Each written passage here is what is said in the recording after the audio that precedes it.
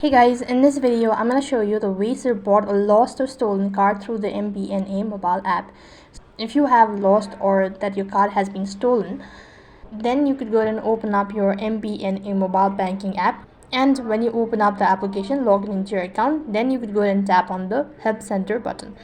And after that, you could go ahead and select the option that says lost or stolen and give a brief introduction and give a brief info about the activity. They'll look into your matter, or you'll have an option to block your card for a certain period of days.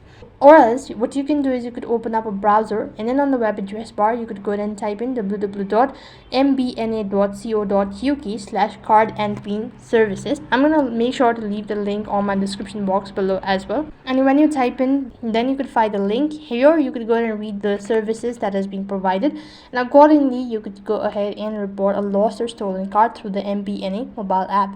That is all for this video. I hope the video was helpful. Make sure to like, share and subscribe to our channel. Thank you for watching. See you in the next video.